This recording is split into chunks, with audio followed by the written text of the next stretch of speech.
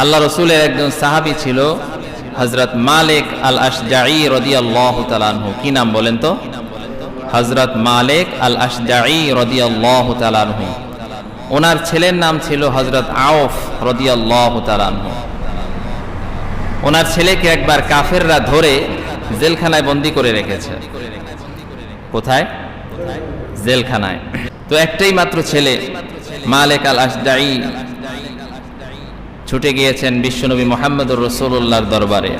বললেন, হে রাসূল, আমার সন্তানকে কাফেররা ধরে বন্দী করে জেলখানায় বন্দী করে রেখেছে। এখন আমার উপায় কি? আমি কি করতে পারি? আমার স্ত্রী সন্তানের জন্য পাগল হয়ে গিয়েছে, খুব কান্না করছে, অস্থির হয়ে গিয়েছে। নবীজি তখন তাকে বললেন, আরসিল ইলাইহি আন্না রাসূলুল্লাহি সাল্লাল্লাহু আলাইহি ওয়াসাল্লাম ইয়া'মুরুকা আন তুকসিরা মিন কওলি লা হাওলা ওয়ালা কুওয়াতা ইল্লা বিল্লাহ। হে সাহাবী, তুমি তোমার সন্তানের কাছে আমার এই খবরটা পৌঁছে দাও, তোমার সন্তানকে জানিয়ে দাও যে বিশ্বনবী তোমাকে আদেশ করেছেন বেশি বেশি যেন এই দোয়াটা পড়ি, লা হাওলা ওয়ালা কুওয়াতা ইল্লা বিল্লাহ। সুবহানাল্লাহ।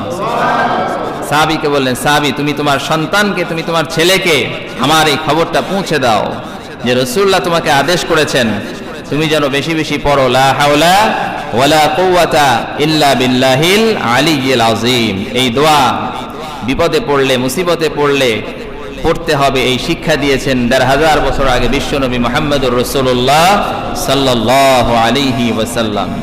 আমরাও যদি বিপদে পড়ে যাই, মুসিবতে পড়ে যাই, তাহলে কোন দোয়া পড়ব? পড়েন আমার সাথে, লা হাওলা ওয়ালা কুওয়াতা ইল্লা বিল্লাহিল আলিয়্যিল আযীম। সুবহানাল্লাহ। যারা এই দোয়া বেশি বেশি পড়বে, যত বড় কঠিন বিপদ আসুক না কেন, পাহাড় পরিমাণ বিপদ আসুক না কেন, আল্লাহ সুবহানাহু ওয়া তাআলা ওই বিপদ থেকে তাকে বাঁচায়া দিবেন। এই আমলটা মনে রাখতে পারবেন না ইনশাআল্লাহ? যত বড় বিপদ আসুক না কেন পড়বেন বেশি বেশি, লা হাওলা ওয়ালা কুওয়াতা ইল্লা বিল্লাহ। রাসূলুল্লাহ শিক্ষা দিয়েছেন। ওই সাহাবী তার ছেলের কাছে এই খবরটা পৌঁছে দিল। তার সন্তান আউফ রাদিয়াল্লাহু তাআলা আনহু তিনি এই আমলটা করতে লাগলেন, বেশি বেশি লা হাওলা ওয়ালা কুওয়াতা ইল্লা বিল্লাহ এই দোয়াটা বেশি বেশি পড়তে লাগলেন। হঠাৎ করে একদিন দেখা গেল হযরত আউফের হাত পা কাফেররা বেঁধে রেখেছে। হযরত আউফের হাত পায়ের বাঁধন হঠাৎ করে খুলে গেল। কাফেরদের দৃষ্টিশক্তি আল্লাহ রহিত করে দিলেন।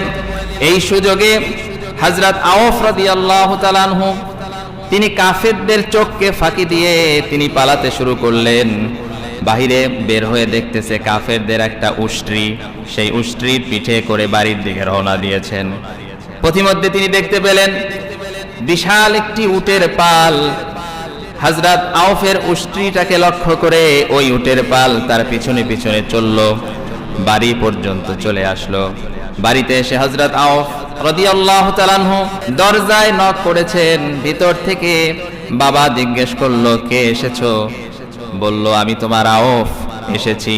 হযরত মালিক আল আশজাঈ রাদিয়াল্লাহু তাআলা আনহু তখন অবাক হয়ে তাকিয়ে রইলেন।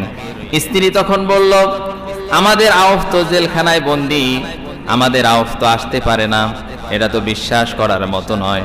হযরত মালিক আল আশজাঈ রাদিয়াল্লাহু তাআলা আনহু বললেন, আল্লাহর কসম করে বলি, আমার আউফ এই দরজার সামনে এসেছে। সুবহানাল্লাহ। দরজা খুলে দেখে সত্যি তার ছেলে হযরত আউফ দাঁড়ানো, উঠান ভর্তি উটের পাল। সুবহানাল্লাহ বলেন।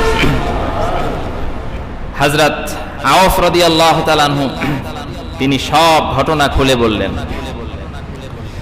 হযরত মালিক আল আশজাঈ রাদিয়াল্লাহু তাআলা আনহু বললেন, তোমরা দাঁড়াও, আমি রাসূলুল্লাহর কাছে ফতোয়া জিজ্ঞেস করে আসি যে এই উটগুলি আমরা গ্রহণ করতে পারবো কিনা। সুবহানাল্লাহ পড়েন। দেখেন সাহাবায়ে কেরামের কি আদর্শ ছিল, তারা কোনো কিছু পেলেই অমনি আত্মসাৎ করা শুরু করতো না, অমনি গ্রহণ করতেন না, ওটাকে তাহকিক করে বিচার বিশ্লেষণ করে তারপরে গ্রহণ করতেন। আর আমরা হলে কি করতাম? ফ্রি পেলে আর কোনো সারাসারি নাই, ঠিক কিনা বলেন? এই হলো আমাদের অবস্থা। হযরত মালিক আল আশজাঈ তিনি চলে গেলেন রাসূলুল্লাহর দরবারে, হে রাসূল, আমার আউফ তো ফিরে এসেছে এবং আউফ একটি বিশাল উটের পাল নিয়ে আমার বাড়িতে এসেছে, এখন এই উটগুলি আমি গ্রহণ করতে পারবো কিনা?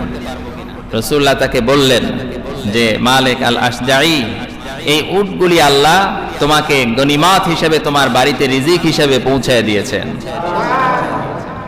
এই উটগুলি তুমি গ্রহণ করতে পারো, তাতে কোনো সমস্যা নাই।